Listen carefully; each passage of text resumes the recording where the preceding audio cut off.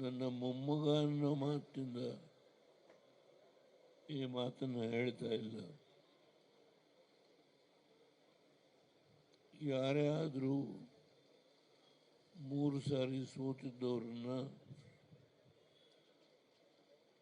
ಪಕ್ಷದ ಜವಾಬ್ದಾರಿಯನ್ನು ವಹಿಸಿ ಕೆಲಸ ಮಾಡಿ ಅಂತ ಹೇಳಿದರೆ ನನ್ನಾದಿಯಾಗಿಯೂ ಹಿಂದೆ ಬೀಳ್ತಾ ಇದ್ದೆ. ಆದರೆ ಈ ಚಿಕ್ಕ ವಯಸ್ಸಿನಲ್ಲಿ ದೈವದಲ್ಲಿ ನಂಬಿಕೆ ಇಟ್ಟು ಬೆಳಗ್ಗೆ ಹೋಗಿ ಮೊದಲು ದೇವರಿಗೆ ಪ್ರಾರ್ಥನೆ ಮಾಡಿ ಜನರೊಂದಿಗೆ ಜನತಾದಳ ಈ ಕಾರ್ಯಕ್ರಮದ ಉದ್ಘಾಟನೆಯನ್ನು ಅವರ ಭಾಷಣ ಆದಮೇಲೆ ಇವತ್ತು ನಿಮ್ಮೆಲ್ಲರ ಮುಂದೆ ಇವತ್ತು ಏನು ಈ ಕಾರ್ಯಕ್ರಮಕ್ಕೆ ಚಾಲನೆ ಕೊಡ್ತಕ್ಕಂಥ ಕೆಲಸ ಮಾಡಿದ್ದಾರೆ. ರಾಜ್ಯದ ಮೂಲೆ ಮೂಲೆಯಿಂದ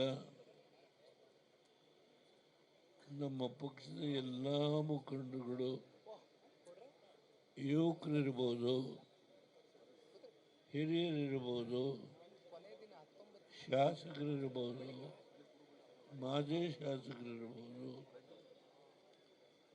ಜಿಲ್ಲಾ ಘಟಕದ ಅಧ್ಯಕ್ಷಗಳಿರ್ಬೋದು, ಎಲ್ಲ ಮುಖಂಡರುಗಳು ನೀವು ಬಂದಿದೆ.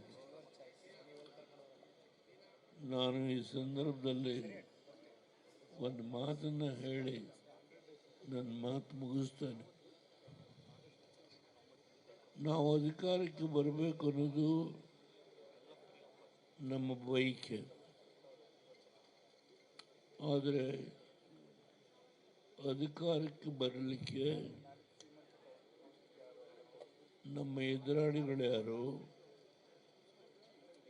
ಯಾವ ರೀತಿ ಇವತ್ತು ಸರ್ಕಾರ ಜನತೆಗೆ ಇವತ್ತು ಆಡಳಿತವನ್ನು ಕೊಡ್ತಾ ಇದ್ದಾರೆ, ಇದರ ಬಗ್ಗೆ ನಾನು ಚರ್ಚೆ ಮಾಡಲಿಕ್ಕೆ ಹೋಗಲ್ಲ. ತಮ್ಮೆಲ್ಲರಿಗೆ ಸರ್ಕಾರದ ಆಡಳಿತದಿಂದ ಆಗುವ ನೋವು ಪ್ರತಿಯೊಬ್ಬರಿಗೂ ಅರ್ಥವಾಗಿದೆ. ಅದರ ಬಗ್ಗೆ ನಾನು ವಿವರಣೆ ಕೊಡಲಿಕ್ಕೆ ಹೋಗಲ್ಲ ಈ ಸಂದರ್ಭದಲ್ಲಿ. ಈ ದೇಶದಲ್ಲಿ ಕಾಂಗ್ರೆಸ್ ಒಂದು ರಾಷ್ಟ್ರೀಯ ಪಕ್ಷ, ಭಾರತೀಯ ಜನತಾ ಪಾರ್ಟಿನೂ ಒಂದು ರಾಷ್ಟ್ರೀಯ ಪಕ್ಷ. ಉಳಿದೆಲ್ಲ ಪಕ್ಷಗಳು ಇಡೀ ಹಿಂದೂಸ್ತಾನದಲ್ಲಿ ಎಷ್ಟು ರಾಜಕೀಯ ಪಕ್ಷಗಳಿದ್ದಾವೋ ಅವೆಲ್ಲವೂ ಪ್ರಾದೇಶಿಕ ಪಕ್ಷ. ನಾವಿದನ್ನು ಗಮನದಲ್ಲಿ ಇಟ್ಕೊಳ್ಬೇಕು. ಜಾತ್ಯತೀತ ಜನತಾದಳ ಇದು ಒಂದು ಪ್ರಾದೇಶಿಕ ಪಕ್ಷ. ಅದೇ ರೀತಿ ಇಡೀ ಹಿಂದೂಸ್ತಾನದಲ್ಲಿ ಇವತ್ತು ದೇಶವನ್ನು ಆಳ್ತಾ ಇರತಕ್ಕಂಥ ಎಲ್ಲ ಪಕ್ಷಗಳು, ಕಾಂಗ್ರೆಸ್ ಕೇವಲ 3 ರಾಜ್ಯಗಳಲ್ಲಿ ಮಾತ್ರ ಅಧಿಕಾರ ನಡೆಸ್ತಾ ಇದೆ. ಉಳಿದೆಲ್ಲ ಕಡೆ ಪ್ರಾದೇಶಿಕ ಪಕ್ಷಗಳು ಕಾಂಗ್ರೆಸ್ಸಿಗೆ ಹೊರತಾಗಿ, BJPಗೆ ಹೊರತಾಗಿ ಅನೇಕ ಕಡೆ ದೇಶ ಆಳ್ತಾ ಇದ್ದಾರೆ. ಇವತ್ತು BJP ಒಂದು ರಾಷ್ಟ್ರೀಯ ಪಕ್ಷವಾಗಿ ಅದರ ಮುಖಂಡರು ನರೇಂದ್ರ ಮೋದಿಯವರು ಈ ರಾಷ್ಟ್ರದ ಒಬ್ಬ ದೊಡ್ಡ ನಾಯಕರಾಗಿ, ಈ ದೇಶದ ಪ್ರಧಾನಮಂತ್ರಿಯಾಗಿ, ವಿಶ್ವದಲ್ಲೇ ಒಬ್ಬ ದೊಡ್ಡ ನಾಯಕರು ಅನ್ನುವುದನ್ನು ಗುರುತಿಸ್ತಕ್ಕಂಥ ರೀತಿಯಲ್ಲಿ ಕಳೆದ 11 ವರ್ಷದಲ್ಲಿ ಭಾರತೀಯ ಜನತಾ ಪಾರ್ಟಿಯ ನೇತೃತ್ವದಲ್ಲಿ ಅವರು ಪ್ರಧಾನಮಂತ್ರಿಯಾಗಿ ದೇಶವನ್ನು ಮುನ್ನಡೆಸ್ತಾ ಇದ್ದಾರೆ. ಅವರಿಗೆ ಎದುರಾಗಿ ನಿಲ್ತಕ್ಕಂಥ ವ್ಯಕ್ತಿತ್ವ ಹಿಂದೂಸ್ತಾನದಲ್ಲಿ ಯಾವ ರಾಜಕೀಯ ಪಕ್ಷಕ್ಕೂ ಇಲ್ಲ. ತಾವು ಅರ್ಥ ಮಾಡಿಕೊಳ್ಳಬೇಕು, ಅವರಿಗೆ ಎದುರು ನಿಲ್ಲುವ ಮತ್ತೊಬ್ಬ ವ್ಯಕ್ತಿ ಇಡೀ ಹಿಂದೂಸ್ತಾನದಲ್ಲಿ ಯಾರೂ ಇಲ್ಲ, ಯಾವುದೇ ಪಕ್ಷದಲ್ಲಿ ಇಲ್ಲ. ಆದ್ದರಿಂದ ಇವತ್ತು ನೀವು ಅರ್ಥ ಮಾಡಿಕೊಳ್ಬೇಕಾಗತ್ತೆ, ನಾವೊಂದು ರಾಷ್ಟ್ರೀಯ ಪಕ್ಷದ ಸಂಬಂಧ ಇಟ್ಕೊಂಡಿದ್ದೇವೆ. ನಾವು ಒಂದು ಪ್ರಾದೇಶಿಕ ಪಕ್ಷ ಆದರೂ, ಆದರೆ ನಮ್ಮ ಸಂಬಂಧ ಒಂದು ರಾಷ್ಟ್ರೀಯ ಪಕ್ಷ, ಈ ದೇಶವನ್ನು ಆಳತಕ್ಕಂಥ ಒಬ್ಬ ಪ್ರಧಾನಮಂತ್ರಿಯ ಒಂದು ವಿಶ್ವಾಸವನ್ನು ಗಳಿಸ್ಕೊಂಡಿದ್ದೇವೆ. ಆ ಕಾರಣದಿಂದಲೇ ಕುಮಾರಸ್ವಾಮಿ ಅವರಿಗೆ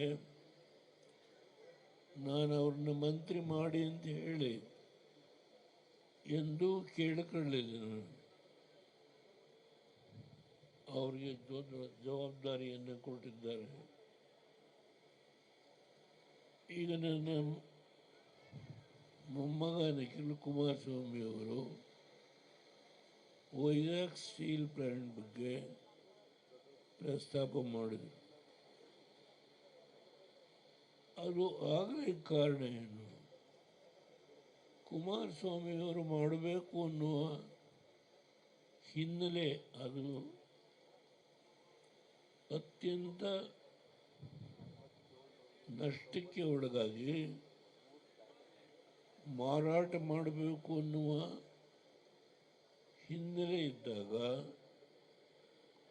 ಕುಮಾರಸ್ವಾಮಿ ಅವರು ಅದಕ್ಕೆ ಒಂದು ಶಕ್ತಿಯನ್ನು ತುಂಬಲಿಕ್ಕೆ ಪ್ರಯತ್ನ ಮಾಡಿದಾಗ ಆ ರಾಜ್ಯದ ಮುಖ್ಯಮಂತ್ರಿಗಳು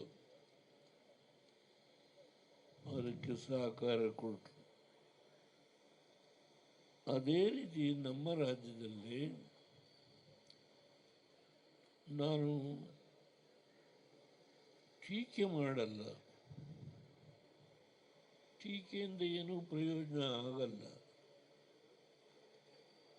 ನಾವೇನೂ ಅದರಿಂದ ಗಳಿಸ್ಲಿಕ್ಕೆ ಸಾಧ್ಯ ಇಲ್ಲ.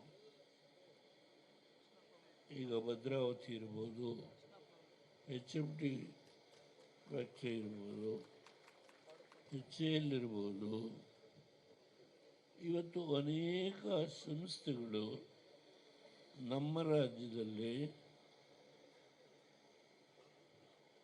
ಸಕ್ರಿಯವಾಗಿ ಅವಕ್ಕೆ ಚಾಲನೆ ಕೊಡಲಿಕ್ಕೆ ರಾಜ್ಯ ಸರ್ಕಾರದ ಸಹಕಾರ ಬೇಕು. ಅಷ್ಟು ಮಾತ್ರ ನಾನು ಈ ಸಂದರ್ಭದಲ್ಲಿ ಸೂಕ್ಷ್ಮವಾಗಿ ಈ ಮಾತನ್ನು ಹೇಳಿದ್ದೇನೆ. ಅದರ ಬಗ್ಗೆ ನಾನು ಚರ್ಚೆ ಮಾಡಲ್ಲ,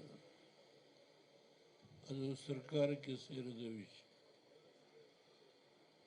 ಆದರೆ ಕುಮಾರಸ್ವಾಮಿಯವರು ಈ ಕೇವಲ 8-9 ತಿಂಗಳಲ್ಲಿ ಇಡೀ ಹಿಂದೂಸ್ತಾನದ ಎಲ್ಲ ಸರ್ಕಾರಿ ಸ್ವಾಮ್ಯದ